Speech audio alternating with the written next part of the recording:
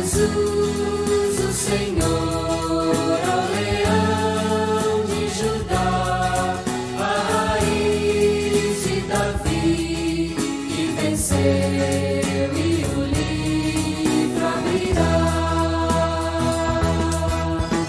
O céu, a terra e o mar, e tudo que neles há, o adorarão e confessarão: Jesus Cristo é.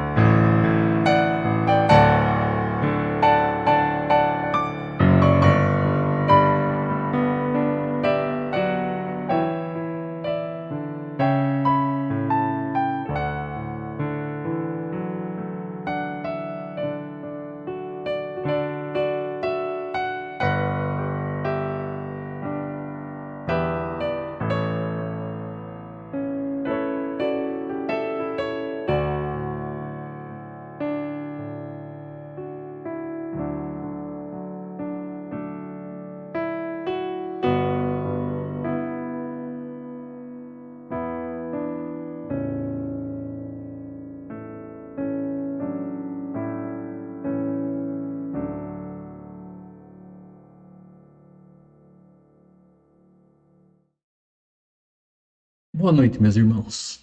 Graça e paz. Jesus, no final do Sermão da Montanha, ele faz uma advertência aos seus discípulos. E a advertência, ela dizia respeito à vida pessoal de cada um deles e, de maneira muito própria, também uma advertência para que prestassem atenção nas pessoas que estavam à sua volta, pessoas que estavam junto deles. E atenção à própria vida e ao próprio coração.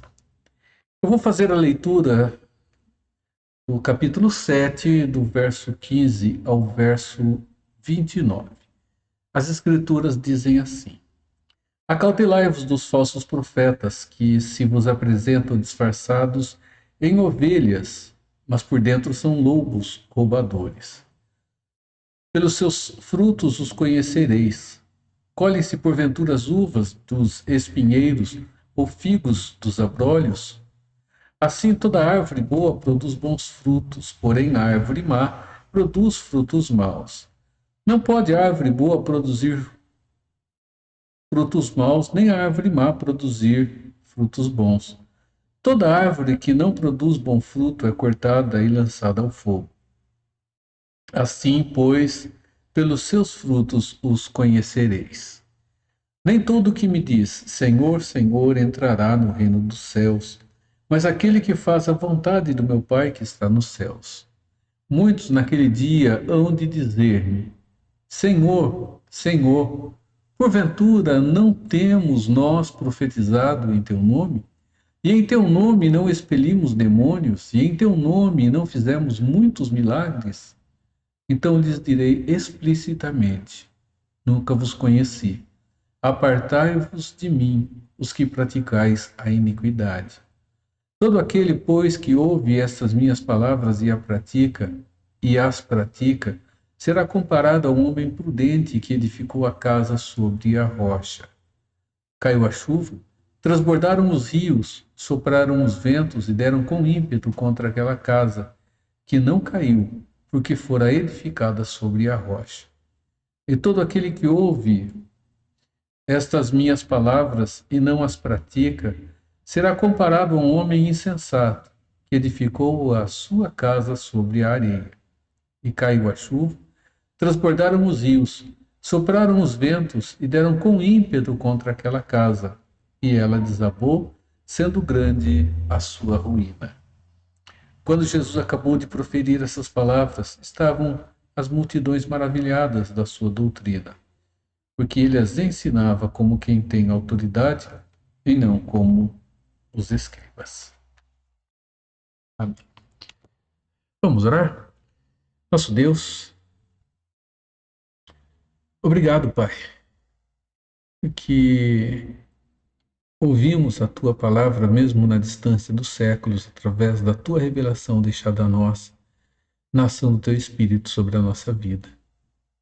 Senhor, obrigado pelo lar de cada um de nós, pelas nossas famílias. E pedimos que abençoe as famílias que estão enlutadas, Senhor. São muitas pessoas próximas de nós que estão sofrendo por perder pessoas que amam, Senhor. Conforte-as e abençoe irmãos que estão sob tratamento de saúde. Estão, Senhor, enfrentando lutas na recuperação de terem sido alvos, ó Deus, da contaminação através da Covid. Outros, nosso Deus, que estão isentos dessa situação, mas que continuam com os tratamentos sérios, Senhor, na sua saúde. Pedimos que o Senhor os abençoe. Ilumine-nos, Senhor, para estudarmos a palavra do Senhor nesta noite. Oramos em nome de Jesus. Amém, Senhor. Meus irmãos, vamos louvar a Deus? Nós vamos para um intervalinho, louvando a Deus juntos, e voltamos já já para continuar estudando a palavra do Senhor.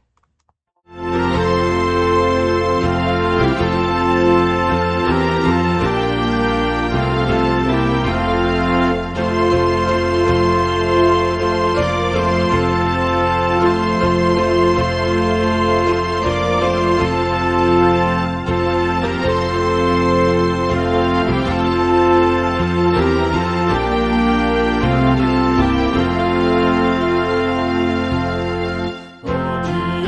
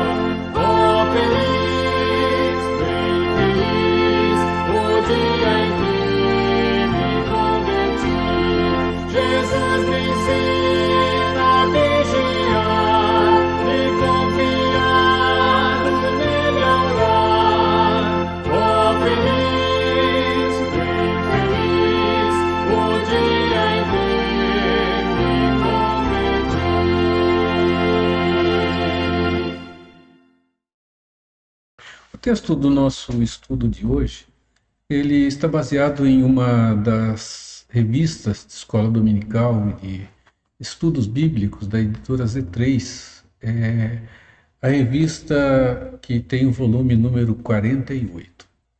Meus irmãos, Jesus faz uma afirmação no final do Sermão da Montanha que é uma interrogação.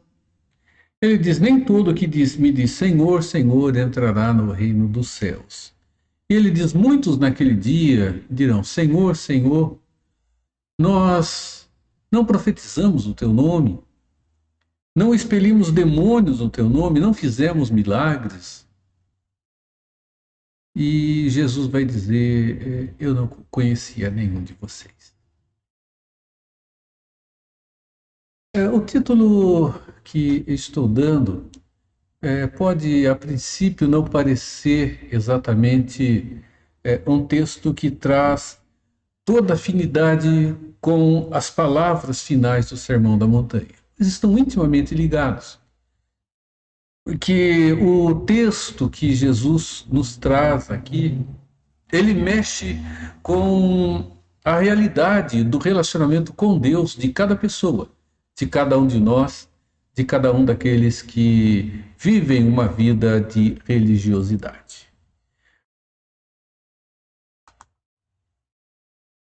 Amo a Deus?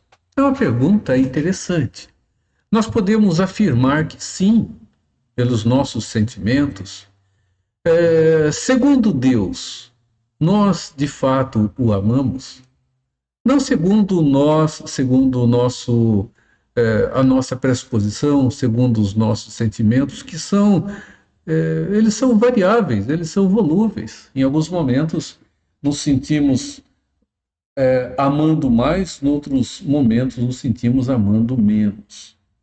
Nós continuamos vivendo uma década, um período, um tempo, em que os chamados cânticos de consagração, né, assim foi denominado por alguns, ganharam muita força dentro das nossas igrejas.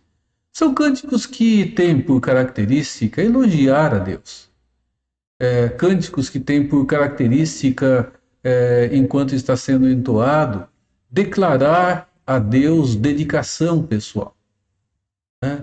Declarar-se agora rendendo-se aos pés do Senhor, declarar-se como alguém que agora entrega definitivamente o seu coração a Deus, ou então até mesmo alguns cânticos que dizendo que estão apaixonados por Jesus, que estão agora em um amor profundo, num ato declarativo para com o Senhor.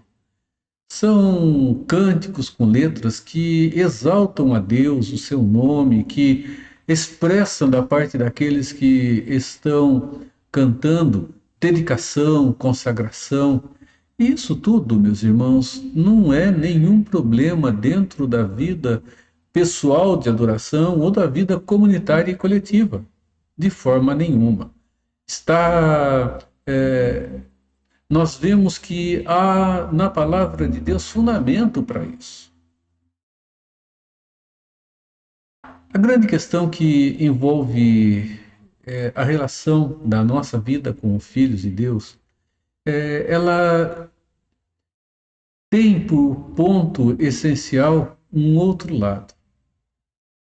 A vida dos cristãos, se hoje elas realmente tivessem aquela proporção de declaração que é apresentada na vida comunitária, se isto fosse vivido da maneira como se declara ali, não há dúvida alguma que nós teríamos hoje, dentro da vida da nossa sociedade, muita mudança. Nós teremos muita diferença.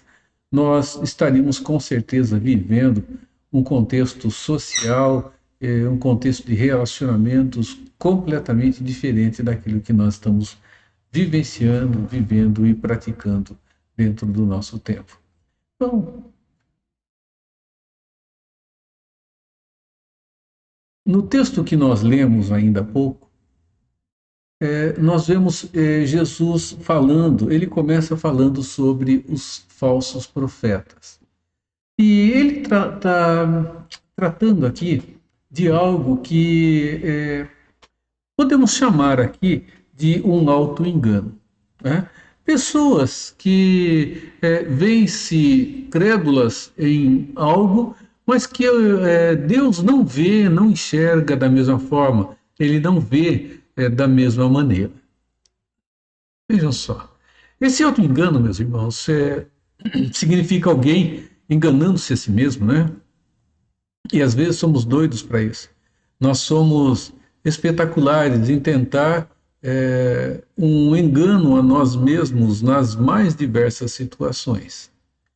Aqui nós observamos dois aspectos que se apresentam nessa relação do auto-engano. Primeiro, o auto-engano do desenvolver uma espiritualidade externa, uma espiritualidade exterior, uma espiritualidade que reflete simplesmente hábitos e posições que foram adquiridas dentro da vivência que existe na religiosidade de cada um. É uma espiritualidade externa, é uma demonstração externa de vida espiritual. São manifestações que nós encontramos naturalmente presente na vida do povo de Deus dentro da sua relação de adoração. No entanto, pode existir uma lacuna entre essa espiritualidade externa, chamada aqui por nós, né, exterior, hábitos criados dentro da vida religiosa, com aquilo que de fato é a condição pessoal e interna de cada um com relação à autêntica e verdadeira fé. O segundo diz respeito à relação intelectual. É uma relação, meus irmãos, onde se passa a ter muito conhecimento a respeito de Deus e da sua verdade, um conhecimento conceitual. Conhece-se as Escrituras, mas esse conhecimento não desencadeia-se numa relação experiencial, de experiência, de experimentar, de relacionar-se intimamente com Deus. Esses dois aspectos vão ser por nós desenvolvidos, então, para pensarmos mais sobre isso à luz do texto que nós temos aqui. E o primeiro, auto-engano. A possibilidade de alguém apresentar um fruto espiritual que não seja verdadeiro. Uma interrogação aqui. Isso é possível? Há a possibilidade de alguém apresentar um fruto espiritual que não seja verdadeiro? Fruto espiritual com aspas aqui, para que haja um destaque com relação a essa expressão, né? É interessante a gente vir para a palavra de Deus e olhar aqui para ver o que nós encontramos. Olhem o que Jesus está afirmando aqui, que muitas pessoas, elas vão declarar-se a Jesus como sujeitas à sua autoridade, como pessoas sujeitas ao seu senhorio. Eles dirão Senhor, Senhor, né? E vejam só, nós não temos essas expressões que vêm a seguir aqui, implicam em atos espirituais. Eles dizem: nós não profetizamos no teu nome, não expelimos demônios e não realizamos muitos milagres. Irmãos, são atos que envolvem a vida de pessoas que espiritualmente estão maduras. E é interessante nós observarmos o que Jesus nos diz a respeito disso. Capítulo 7, no verso que nós acabamos de ler, né? Parece aqui o ponto de partida para a conversa de Jesus aqui nesse momento final está aqui nos versos de 15 a 19, quando ele fala sobre os falsos profetas e quando ele fala sobre os frutos. Eles têm cautela com relação aos falsos profetas. Tomem cuidado com eles. E ele diz, para que a gente saiba quem são e quem não são, porque serão lobos vestidos em pele de ovelhas, nós devemos atentar para os seus frutos. Irmãos, parece ser uma coisa fácil, não é? Nós observarmos aqui a relação do fruto bom e do fruto mau. Mas, de fato, não é tão fácil e tão claro assim. A relação do fruto ela está ligada à natureza da árvore. A árvore boa não pode produzir frutos maus e nem a árvore má produzir um fruto que seja bom.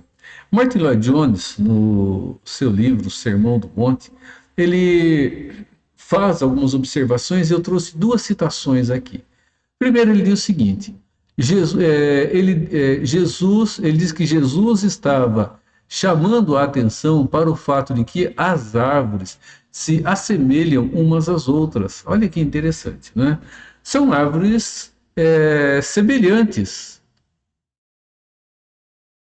E aí ele diz o seguinte: portanto, parecem estar perfeitamente saudáveis, tanto uma quanto a outra.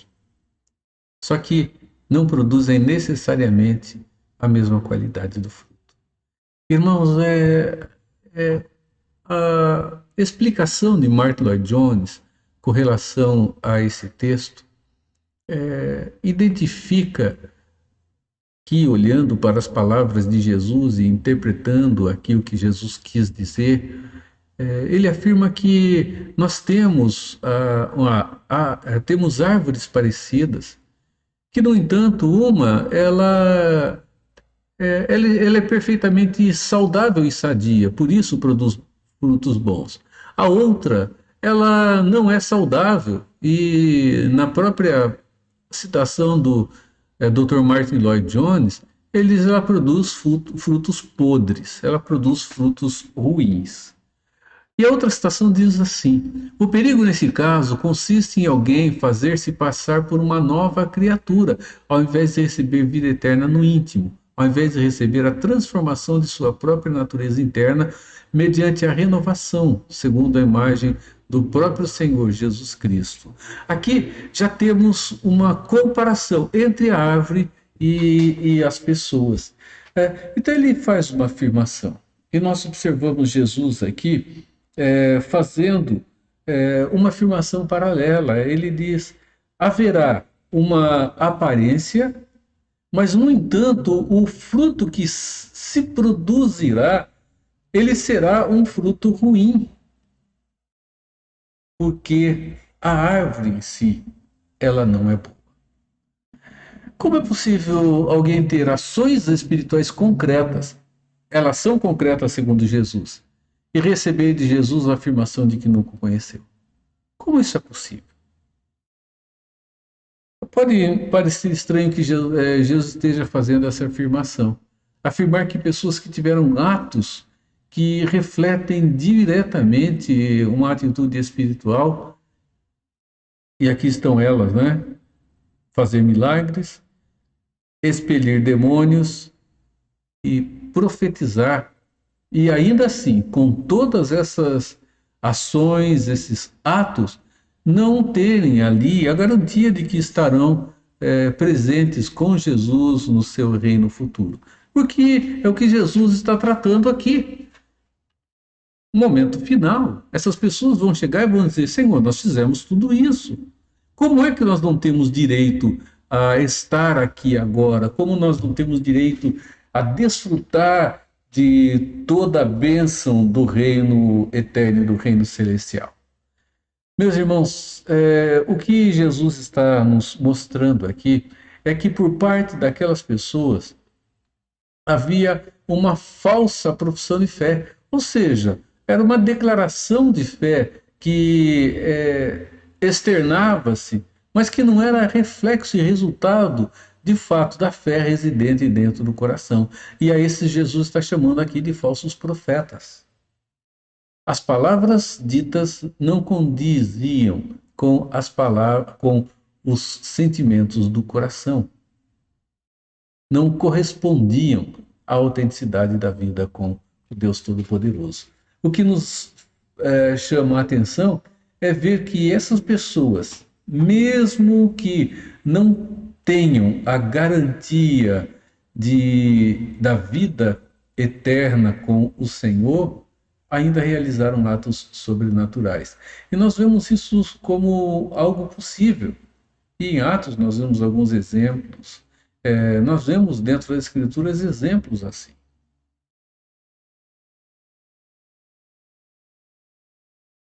Atos possíveis dentro da comunidade da fé, feitas em nome do Senhor, mas que não refletem um coração que esteja produzindo autenticamente fruto que seja bom.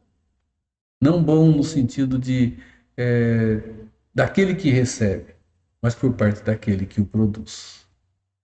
Essa demonstração de fé, ela não é uma demonstração de fé censurada aqui, né? De forma nenhuma.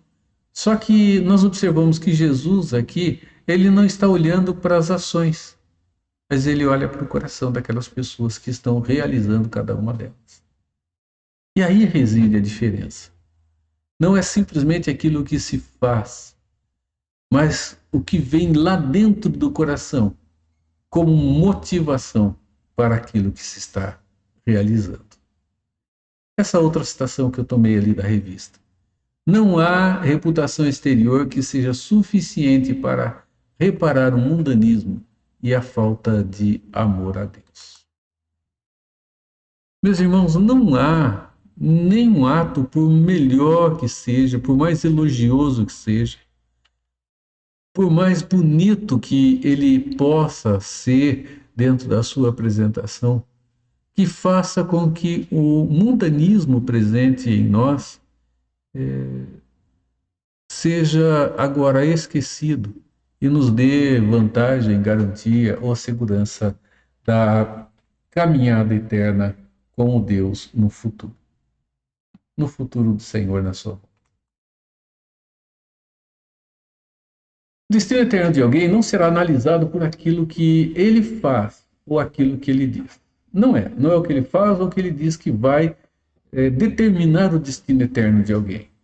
Mas o destino eterno de alguém, ele vai ser definido dentro do relacionamento com Jesus Cristo, um relacionamento pessoal com ele, e isso acontece aqui, no dia a dia, enquanto estamos vivos. Depois da morte não há possibilidade de alteração desse estado, dessa condição.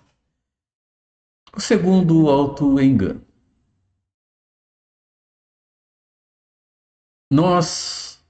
Onde nós estamos edificando?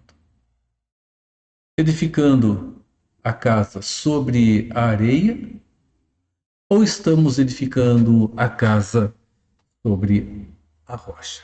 É a comparação que que Jesus faz aqui quando fala dos dois fundamentos, do verso 24 ao verso 27.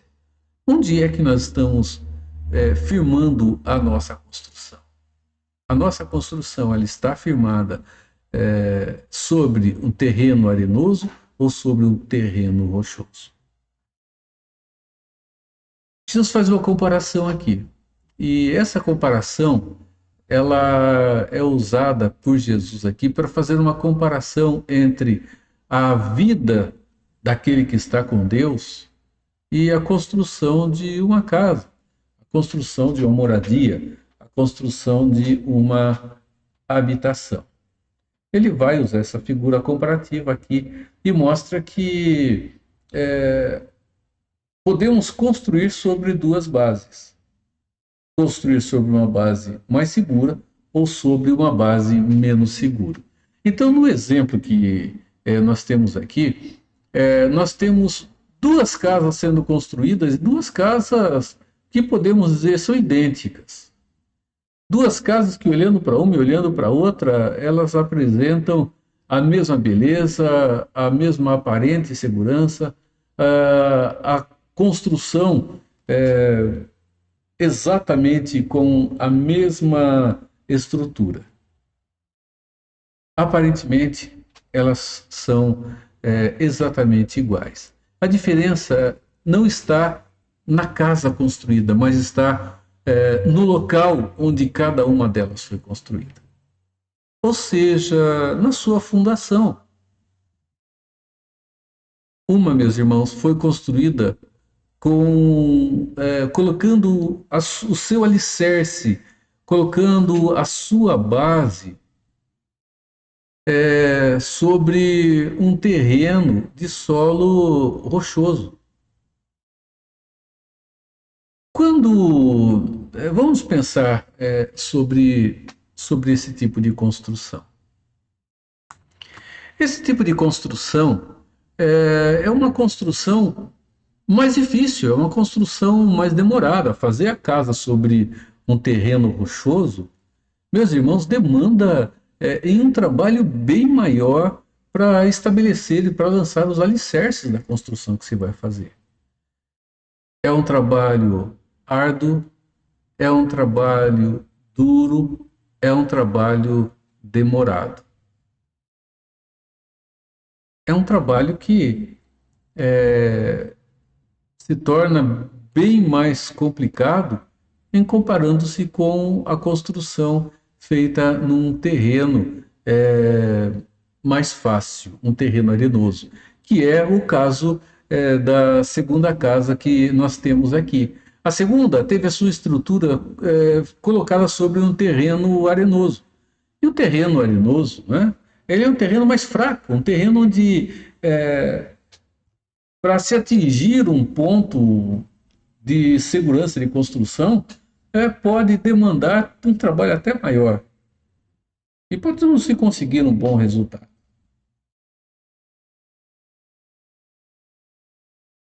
Esse tipo de construção, ele é mais fácil de ser realizado. Meus irmãos, é bem mais fácil cavocar um terreno um terreno arenoso do que cavocar um terreno cheio de laje, cheio de pedra e ter que passar por elas. Não há dúvida nenhuma. A execução estrutural dessa casa, dessa habitação que é feita sobre areia, ela pode ser muito mais rápida, né? Até mesmo menos profunda. Pode ser mais fácil, bem mais fácil de trabalhar quando ela está sendo construída. No entanto, nós vemos o seguinte: apesar das duas serem muito parecidas, até quando elas vão oferecer a segurança que é necessária para aqueles que estão morando nela?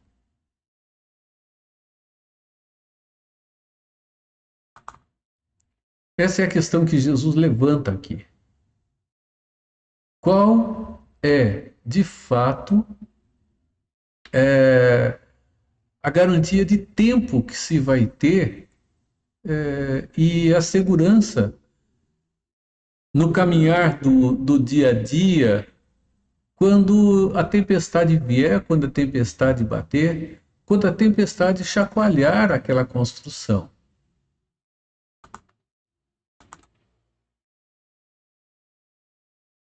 Jesus faz uma comparação aqui. E essa comparação é importante que nós atentemos para ela. Ele está comparando o construir sobre uma rocha, o construir sobre um terreno arenoso, como construir sobre a sua palavra e construir sobre qualquer outro valor. Por mais que possa ser um valor religioso muito semelhante à sua palavra, muito semelhante à sua verdade, muito semelhante àquilo que ele está dizendo. Mas veja, esse ato de construir significa a prática da própria vida.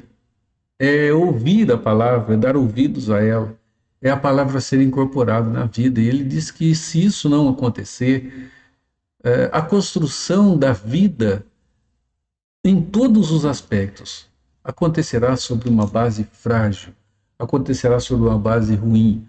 E quando houver um chacoalhar da casa, esse alicerce ele tem grande possibilidade de não resistir.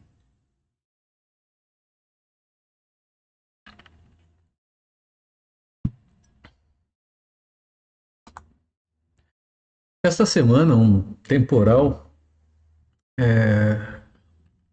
veio sobre a cidade de São Paulo e ali na região de Higienópolis, uma enorme de uma árvore caiu. E a repórter, né, com o cinegrafista, chegaram e foram mostrar. E a árvore, ela não, com o vento forte que veio, não, ela não quebrou no meio, ela foi arrancada pela raiz. Eles filmaram e viram que a raiz da árvore, né, ela não deu sustentação ao crescimento que aquela árvore teve.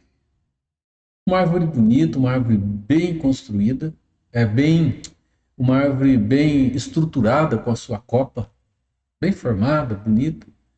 Mas, irmãos, com raízes que não lhe deram segurança para enfrentar as tempestades que ela enfrentou. Talvez ela tenha enfrentado muitas tempestades. Chegou uma hora que ela não resistiu e caiu. E caiu não porque ela estivesse podre ou porque alguma ação externa que não fosse o vento tivesse acontecido sobre ela. Um raio, alguma coisa assim. Mas porque, meus irmãos, quando a tempestade veio, a sua base era fraca e com base fraca ela não aguentou e ela foi para o chão. Jesus está dizendo que quem ouve as suas palavras é comparado a alguém que construiu sobre um forte, firme e seguro alicerce. O vento vem, o vento bate, mas essa casa não se abala, ela não sai do lugar. A construção de uma vida que não seja em torno da verdade de Deus, que não seja em torno da sua palavra, que não seja em torno da prática da sua verdade, sempre será uma construção fragilizada com tendência, com muita facilidade, a cair quando a tempestade vier.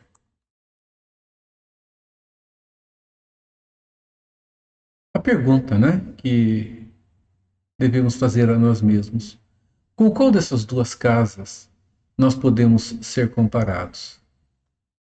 Lembra de uma coisa? Deus ele nos coloca numa situação muito difícil, em uma situação em que ser neutro não tem lugar. A neutralidade ela deixa de existir. E quando ela deixa de existir?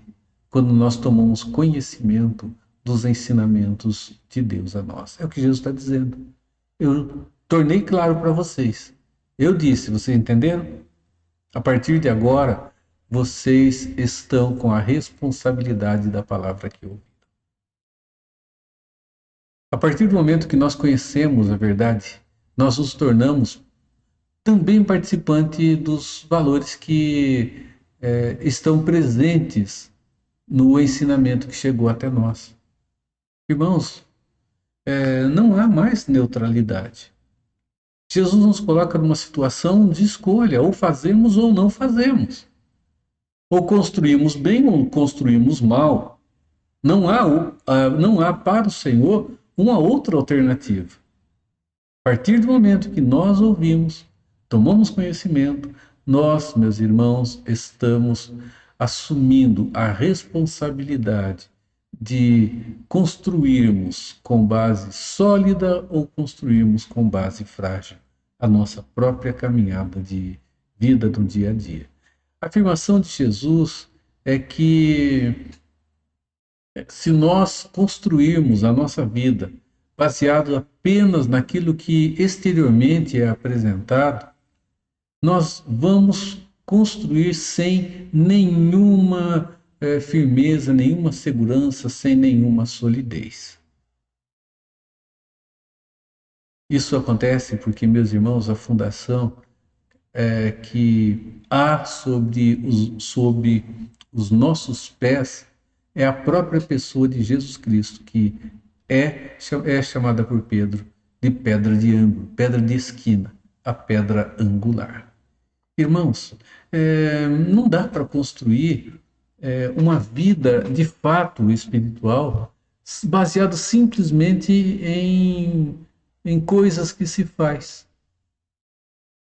Aquilo que se faz é resultado, não é, meus irmãos, a causa. E nós vemos algo assim, por exemplo, na vida de Daniel e dos seus amigos, particularmente a vida de Mesaque, Sadraque e Abdinego, quando decidiram que eles não iam se curvar diante da estátua de Nabucodonosor, construída por ele, para um ato de adoração. Qual é o tipo de alicerce que envolveu a vida daqueles três homens? O texto diz assim para nós: Agora, pois, se estáis prontos, quando ouvirdes o som da buzina, da flauta, da harpa, da sambuca, do saltério, da gaita de foles, de toda espécie de música, para vos prostrardes e adorardes a estátua que fiz, bom é. Mas se não adorardes, sereis lançado na mesma hora dentro da fornalha de fogo ardente. E quem é o Deus que vos poderá livrar das minhas mãos? A resposta deles foi: Não necessitamos de te responder sobre esse negócio. Eis que o nosso Deus, a quem nós servimos, é que nos pode livrar. Ele nos livrará da fornalha de fogo ardente e da tua mão, ó Rei. Irmãos, tempestade veio. Esses três amigos demonstraram naquele momento que tipo de alicerce. Qual foi a base sobre a qual construíram a sua própria relação de fé? Foi sobre atitudes, sobre atos, ou de fato foi sobre a rocha dos séculos, Cristo Jesus, que esteve com eles e os livrou daquela situação tão difícil, daquela situação tão dura, daquela situação tão complicada? Os fundamentos deles foram sólidos ou foram fundamentos frágeis? Com certeza frágeis eles não foram. Significa que eles ouviram e souberam ouvir a palavra de Deus. E essa palavra eles tomaram por referência na vida. Não por teimosia, mas por tranquilidade e convicção dentro do próprio coração. Vamos concluir? O julgamento de Deus, meus irmãos, não dá para evitar. Jesus fala sobre isso aqui, né? Agora, o que vai ser levado em conta naquele dia? Certamente não serão os atos externos e exteriores que nós praticamos. Não serão as nossas atividades religiosas. O que vai estar em foco é o que Jesus diz aqui: Apartai-vos de mim, os que praticais a iniquidade. Por quê? Porque essas pessoas estavam sendo más? Aparentemente não. Mas porque, apesar de realizarem atos com toda a característica de atos espirituais, o coração continuava na iniquidade, porque não era um coração renovado e transformado. Uma vida espiritual baseada em atitudes externas, ela vai receber com certeza, isso é seguro, de Jesus o eu não vos conheci. Por outro lado, aquela vida espiritual que resulta de um coração que foi transformado, um coração que foi regenerado por Deus, ele vai resultar numa vida construída sobre um fundamento rochoso, um fundamento seguro, um fundamento profundo. E podem ter certeza de que estes receberão de Jesus o vinde, vocês que são os benditos do meu Pai. Amo a Deus?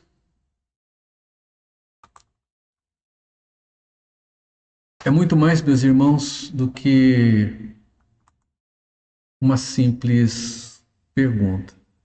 Meu sentimento, amo a Deus? Tenho esses sentimentos para com o Senhor? Não é essa a grande questão.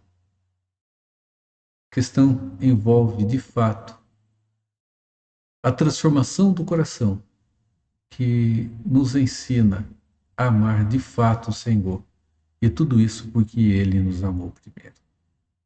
Amar a Deus não significa simplesmente realizar atos religiosos, atos na comunidade da fé, atos dentro da igreja. E nem sequer atos sobrenaturais. Muitos estão fazendo isso por aí.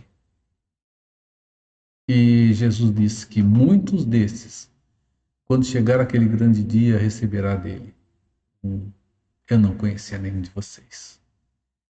Apartai-vos de mim, todos vocês que praticam a iniquidade. Irmãos, Deus nos abençoe. Deus nos guarde nessa relação de amor. E Ele está nos chamando a olharmos para o nosso coração e para a nossa base, para a base da construção da nossa própria vida. Não se constrói bem longe do ouvir a palavra do Senhor e do praticar a verdade que ela apresenta. Que em Cristo Deus te abençoe, que Deus te renove. Amém. Vamos para mais um hino e voltamos para encerrar.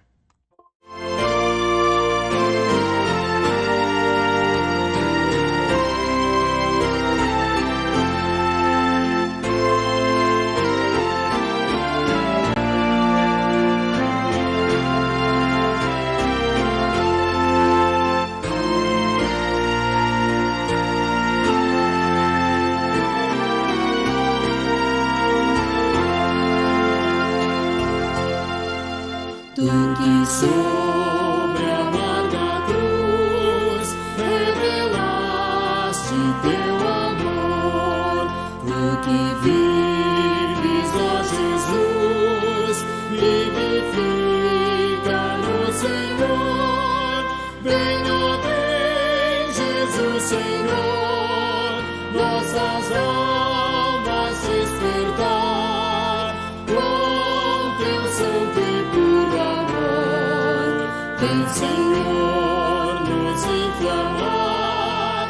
Oh, vem,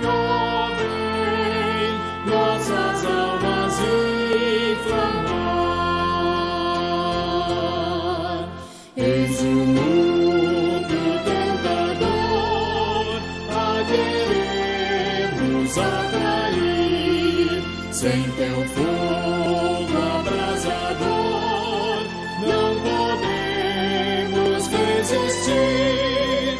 Venha, vem, Jesus Senhor, nossas almas despertar com teu santo e puro amor.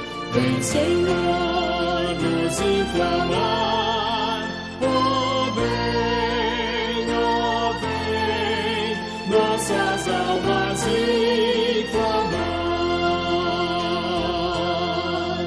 Quantos que corriam bem, de longe agora vão, outros seguem, mas também sem fervor vivendo estão.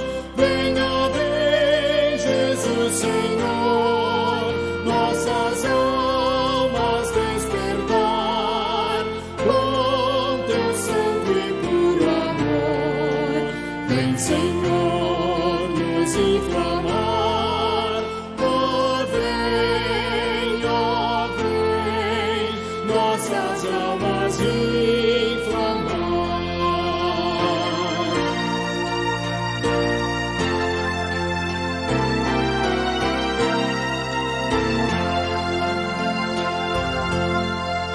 Vem agora consumir tudo quanto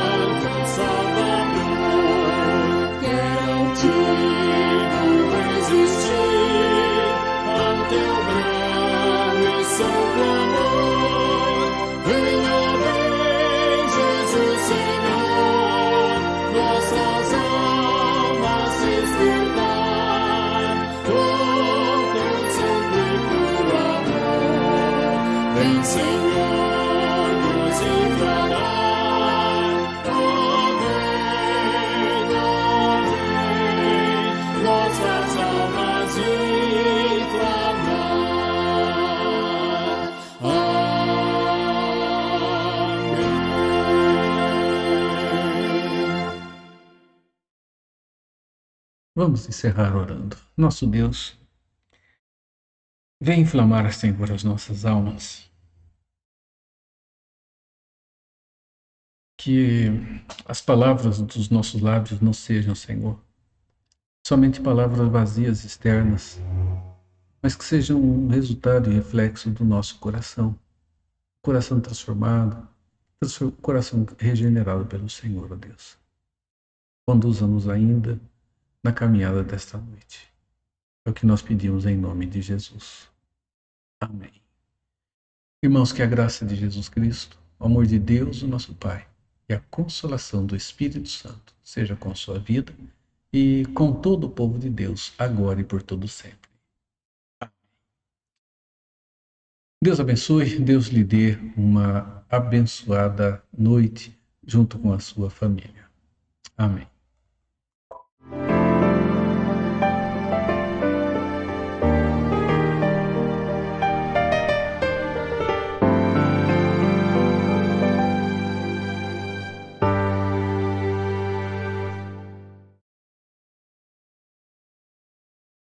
E seguia Jesus estrada fora. Marcos 10, 52.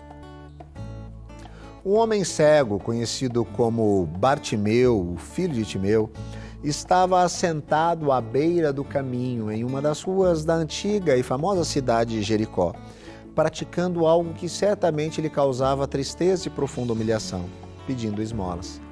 Sua ação decorria da incapacidade física, pois ele tinha perdido a visão, ou seja, ficou cego. Ouvindo o barulho causado por uma multidão agitada, imediatamente buscou informação quanto ao que estava ocorrendo. Contaram a ele que Jesus, o Nazareno, estava passando na localidade. Sem perda de tempo, tendo consciência de sua oportunidade, começou a clamar em alta voz: Jesus, filho de Davi, tem compaixão de mim. Não sabemos como, porém, é correto afirmar que ele possuía informações sobre o comportamento misericordioso, o poder restaurador e a sensibilidade para com os desfavorecidos do ilustre visitante. A expectativa de Bartimeu não foi frustrada. Jesus parou sua importante caminhada e mandou que o trouxessem, fazendo a seguinte pergunta: que queres que eu te faça? A resposta foi: Senhor, que eu torne a ver.